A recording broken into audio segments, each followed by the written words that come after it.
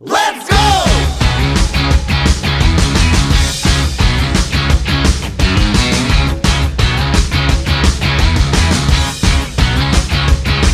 Let's go!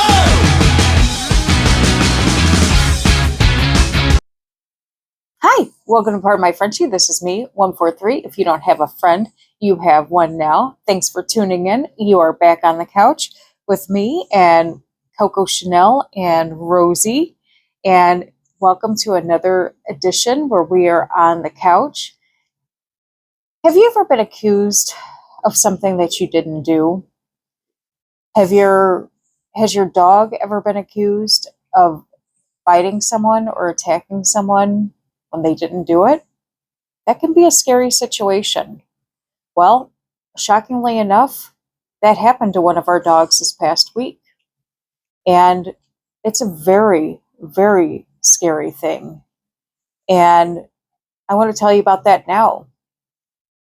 This past week, we had a situation with one of our dogs, and you come home from a long day of work, you think life is fine, and you receive a phone call that somebody claimed that your dog came off leash and lunged and either came at somebody or attacked and bit somebody. They claimed that the dog either attacked or, well, at first they said that the dog lunged and then bit the person, but then they kind of backpedaled on the story. So a little bit, but anyways, the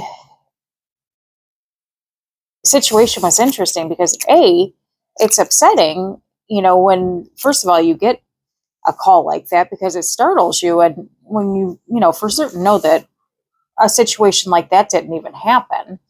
And then second, you're like, your dogs, and their temperament, and I know, for certain that as a dog owner, if one of my dogs had bitten someone, first of all, I'm a very responsible person. If that would have happened, I would have immediately taken responsibility for that. And, I would have gotten that person's information. I would have, taken care of vet bills. Well, I would have taken care of doctor bills or whatever that person needed. I would have, not given them any information.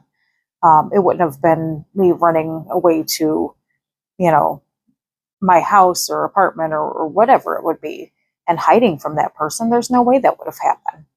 So to, be taken off guard by somebody calling and saying that my dog had lunged at somebody or hurt somebody, and me just being startled, taken off guard, that's ludicrous, because again, as a responsible dog owner, that wouldn't have happened. So but I think it's an important topic because it's something that could happen to people. It's very, common. So, with regards to the situation, it was very important to stay calm. You got the accusation, you stay calm, you get the information. So you got the information on the phone. They told you that the person accused your dog of getting off leash and stating that the dog got off leash, lunged, and then bit the person. Now, the second question was, okay, when did this happen? Okay, they stated the date, and the time. What time was it? What type of dog? All important questions, right? Well, it turned out that the good thing was, nothing matched up. You lied to me! So that was a great thing. The person that stated that our dog, did this to that person, they didn't even know what type of dog it was. So, all they knew was that it was a black dog. And, You can't go off that. So this video is dedicated to that situation because, again, it could happen to anybody. It's a very common situation. We all have dogs. And, or if you're, I mean, maybe you don't have a dog, but you could know somebody with a dog that could run into this situation where, they could be somewhere and somebody could accuse them of their dog biting them. So I want to go through some steps on if you get falsely accused of somebody stating that your dog has attacked them or bitten them, or you could even be in a situation where you were in an altercation with somebody. Maybe your dog did get in a scuffle with somebody, but you were there. Your dog did not bite the person. Because a lot of times, I'm not going to lie, there's people out there that look for lawsuits. Unfortunately, they look for lawsuits. They look for, there's just not honest people out there in this world. There's people that unfortunately may get bit by other dogs and will try to blame it on you. If you live in an apartment complex, if you have homeowners insurance, if you live in an apartment complex, please get homeowners or renters insurance. Dog bites are covered by that. I mean, make sure you check your policy, but dog bites are covered by renters insurance. So, and I believe renters insurance is only like $25-$30. So please invest in things like that. It can only cover you. But here's some steps if you do get accused of somebody biting your dog. And again, people don't think about these things, and they should. And granted, I'm not going to lie, I didn't even think about it until we had this situation this past week. But it's very, very important, if something like this happens to you, here's some tips and tricks to do. So, and again, this is a very emotional situation because nobody likes to hear that. Nobody likes to be falsely accused of anything. And the first thing that's going to happen when you get falsely accused is your emotions are going to run wild because you're going to say, oh my God, there's no way my dog did it. If it was the altercation where you were at, your emotions are going to be high anyways. Sorry, Coco. Your emotions are going to be high anyways because of, whatever went on. But the first thing is try to stay as calm as possible. Oh my God! Okay, it's happening. Everybody stay calm. What's the procedure, everyone? What's the procedure? Stay calm! When the accusation comes, stay as calm as possible. Take it very seriously. I know a lot of people let their emotions lead. Take it very seriously. Even though you know that your dog did not do it. I don't think he did it. But you know what? Even if he did do it, you know what I mean? You know what I mean? Don't ignore the accusation. Don't blow it off. Don't, be belligerent about it. Take it seriously. Just stay focused and start documenting. That's what you want to do. Start documenting everything. Here's where the important part comes in. Step number 2 is probably the most important part, okay? You want to start asking for specific details. This is the most important step because this is where everything for their accusation can start falling apart, okay? That's why it's the most important. You want to ask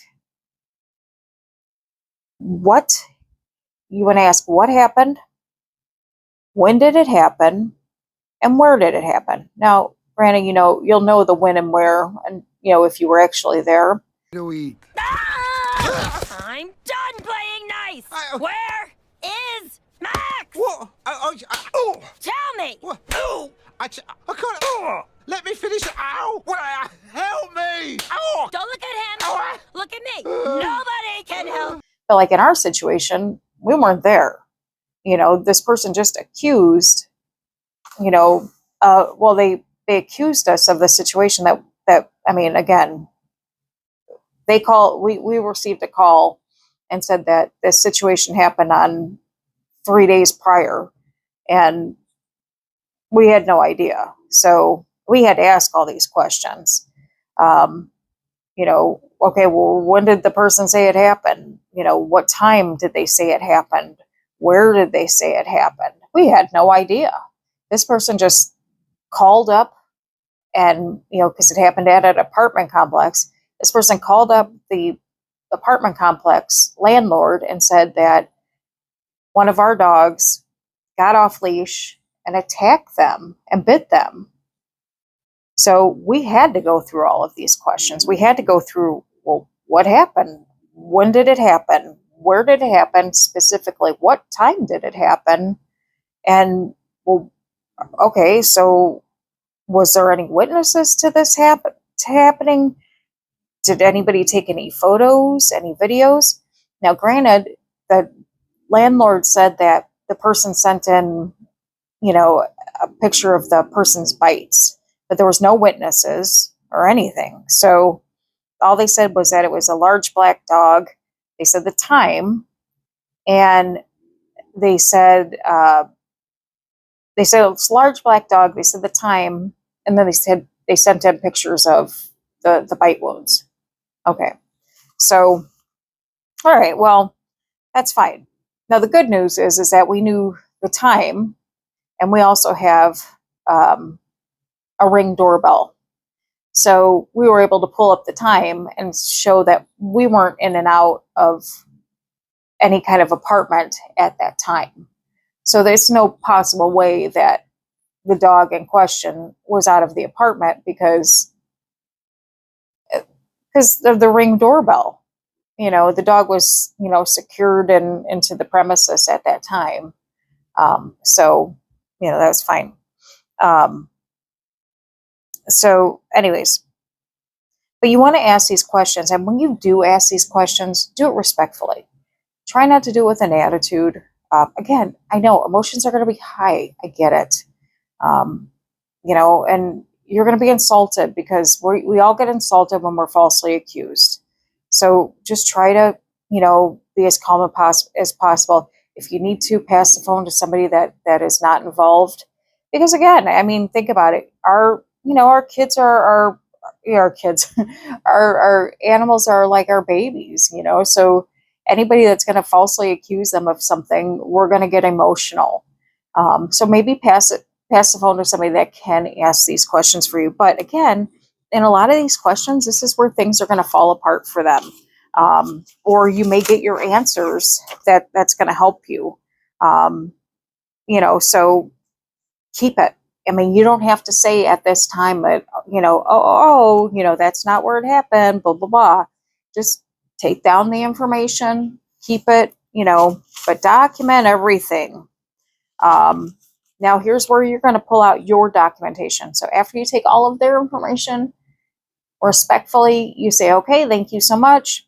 Then next is where you're going to get your documentation together. You want to get everything on where your dog was at that time. Now that you know what they have, you want to get your stuff. Where was your dog at that time? If you have any kind of proof of where your dog was, that could be like we had the Ring doorbell camera footage.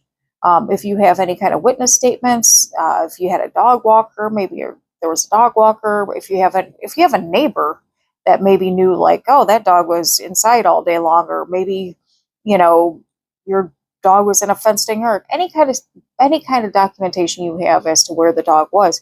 Hell, maybe your dog was at the vet, or any kind of documentation that you would have to support that. Would be great. And then, anything that you could have that maybe would show the temperament of the dog as well. Get things like that. That would be nice.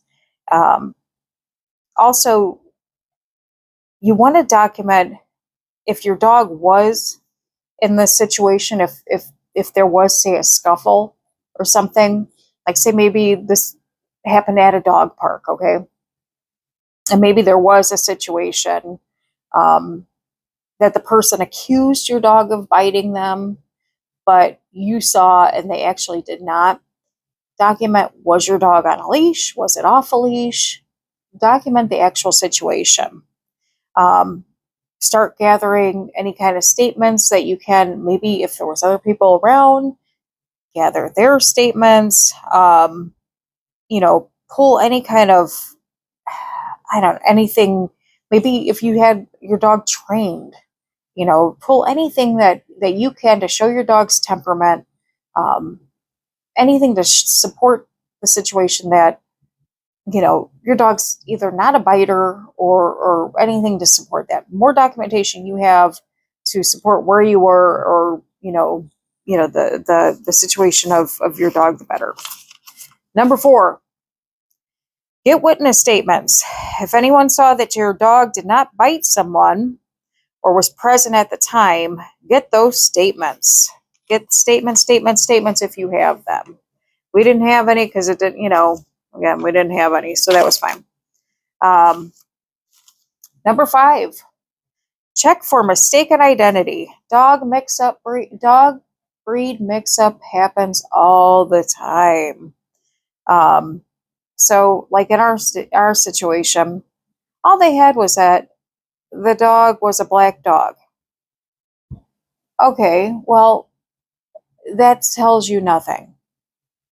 Saying that a dog is a black dog is, there's 50 million types of black dogs out there. What does that tell you? Yes, we, the one of our dogs, is a large black dog. Does that mean she goes out around biting people or off leash? No, that does not mean anything. So that does not mean that is the only dog in the whole complex that resides in that area. So that happens. But again, if you're in a different situation or you're at a dog park and, maybe,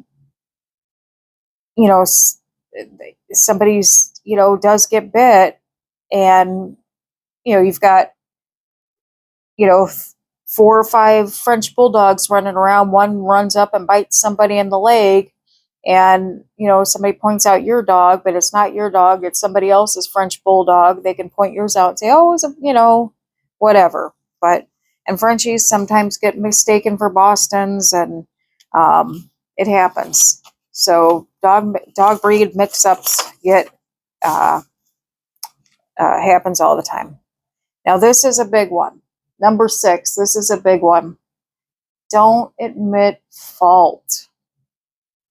This is if you are in the situation where maybe the scuffle did happen. Do not admit fault. Avoid making statements like, well, maybe he did bite you, or he has been aggressive before in the past. Even if you're trying to be nice, any kind of statement like that can and will be used against you. Do not do it. Do not do it. Stick to the facts. Stick to the facts. Do not make statements like that. Just keep it plain and vanilla. But do not admit anything like that. I've seen it one too many times where, people have done that, and I cannot tell you how it has made innocent dogs get titles of being vicious, and just, it can lead to bad things. So you do not want an innocent dog to be labeled vicious, or, again, it's just, they could be taken and put in quarantine, and just, no. If you don't know for sure, or, just never say anything like, well, maybe he did bite you, or maybe it did happen. No. If you don't know for sure, do not say that. Don't say, yeah, well, he's had aggressive tendencies. Don't say that, please. For your dog's sake, for your sake, legally, they can use that against you in court, and they will. I guarantee they will, especially if they are looking for a lawsuit, they will. And number 7, if you need to, if people pursue this, contact legal help. Reach out to a lawyer that specializes in dog law. There are plenty. I looked up online. There are plenty of lawyers that deal with dog bites, anything that has to do with animal, bites. There's plenty of them. Google them. They're there. There's plenty in your area. Evidently, this is a big thing. And also, if you Google people that try to commit dog bite fraud, that's a big thing too. Check that out. I was actually surprised to see how many people try to do that. So, but there are plenty of attorneys that will do animal liability law and then animal law. So look into that if you need legal help. So, but that, like I said, if people pursue it, then contact your attorney. A lot of them, many of them, I want to say probably, 95% of them said that they'll do the first consultation free of cost. So it does not hurt to reach out if you get into that situation where somebody's pursuing it, or you get to the point where, you are in that situation where maybe you don't know, if, it happened that your dog might have bit somebody, or maybe they did bite somebody. Doesn't hurt to get, legal consultation. Again, when you have a dog, it does not, it would not be a bad idea. If you live in an apartment, get your renter's insurance, make sure that it covers dog liability on there. Unfortunately, we live in the world right now where people are very, anti-breed on some breeds, like your pit bulls and all that. So, they may look for a quick bite claim on a pit bull, or, I'm not going to lie, they're pretty discriminatory and trying to get them out of apartment complexes and, or get people evicted that have them. But, yeah, you just be careful, because you don't want to lose, you don't want to lose your dog over somebody that has a vendetta against a certain breed. So, especially on a dog that has no issues. And I guess one of the last tidbits here is, if you do happen to get contacted by animal control, if this person does reach out to animal control, cooperate with them, but cooperate with them carefully.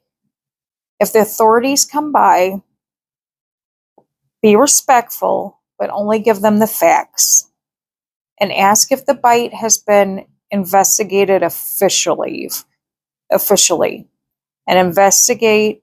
Ask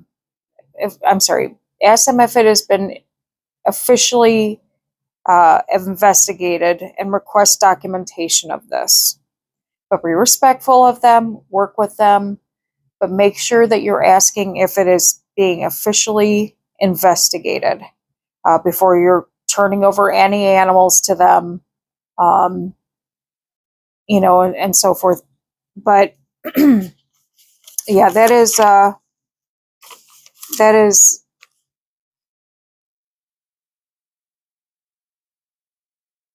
if you get to that point where animal control is coming to your house and going to take your animal, I mean, that's typical. I'm not going to lie. That's typically, you're probably to the point where you've got 2-3 bites in.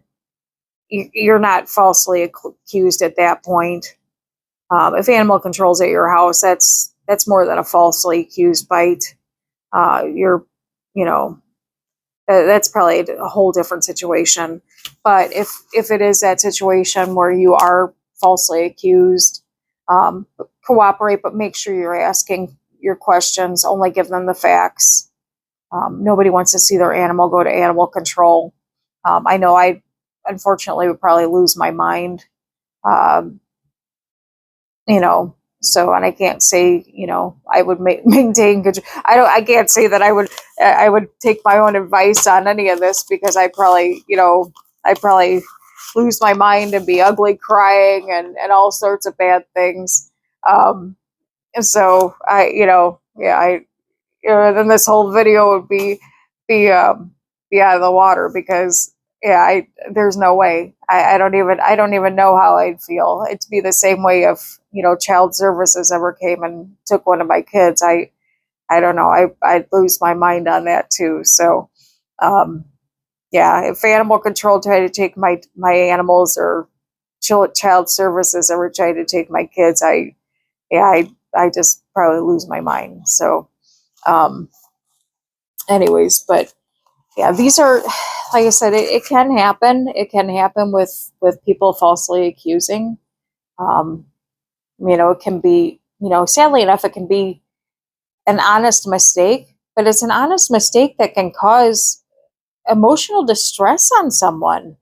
I mean, it was, this situation caused emotional distress on the family. Unfortunately, this was,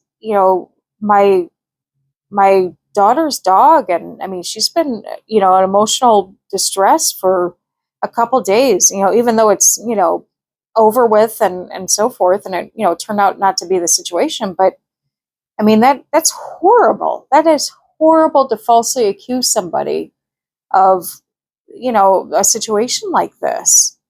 And knowing that, that is something, bad or whatever could potentially happen to your animal that you know and love, and that your animal has never done anything like that to somebody, and that you're a very good and responsible dog owner, and you pride yourself in that.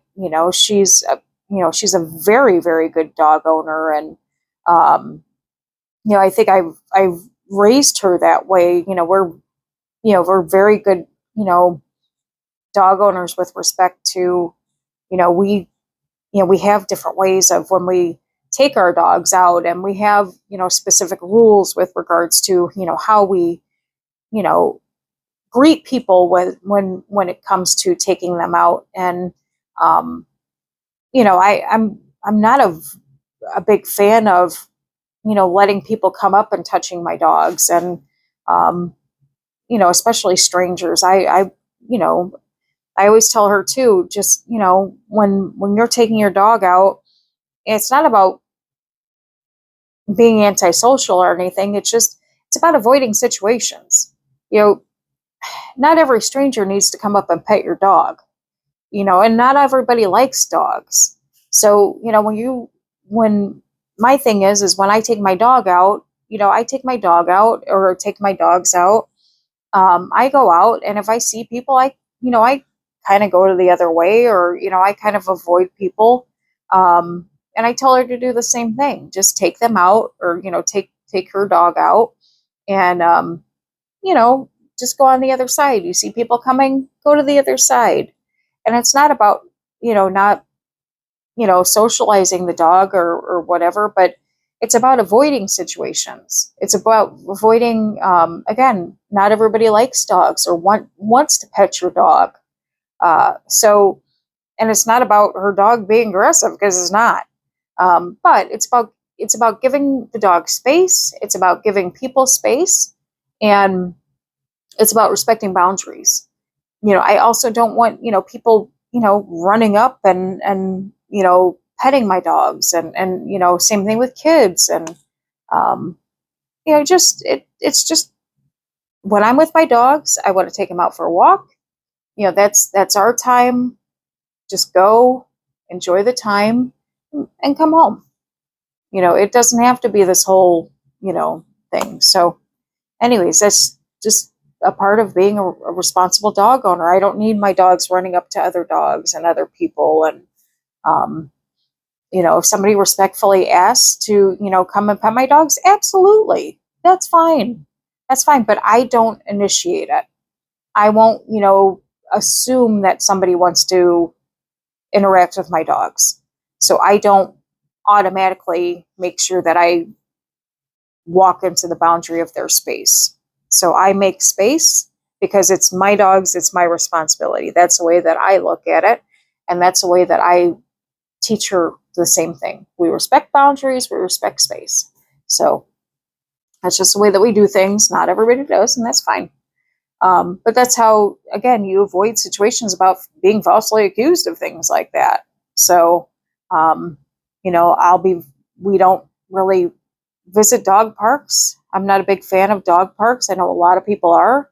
Some people have it for when they are in, apartment complexes and all that. I'm just not a real big fan. I've seen a lot of bad situations happen at them. But, a lot of people love them. A lot of people go to them. But I'm just not a fan. I've got a huge yard with a big fence. And again, I've got 3 dogs that can play with each other. So, that's, and then if, Noir wants to come over, which she does quite often, she can play with the girls. So, but yeah, it's just what we do. So anyways, that's it for this week. I hope you stay safe, and I hope you learn something on this, because again, such a hot topic, and one that, again, you won't think of until you run into it. And I hope you got something out of this one. Till next week, if you don't have a friend, you have one now. Thanks for stopping by, part of my Frenchie. This is me, 143. Hit that like and subscribe button below. Thank you for stopping by. Please tell all your friends about this channel. We've got another cooking episode this week. I really enjoy doing those. And the girls were so excited. You can see they're sleeping on the couch. They were so excited about being able to do this episode because they weren't able to do the kitchen ones. But yeah, they were so excited to do this one that they are sleeping so comfortably on the couch. As you can see, they are just having a good old time taking naps. So, anyways, until next time, if you don't have a friend, you have 3 now. Now, right, Coco Chanel? She's so tired. We're so tired. You tired. You don't have a friend. You have 3 now. Thanks for stopping by. This is me, 143. Have a good day. Again, make sure you tell all your friends about us. We really enjoy putting this out there. Have a good day. Take care. Bye-bye.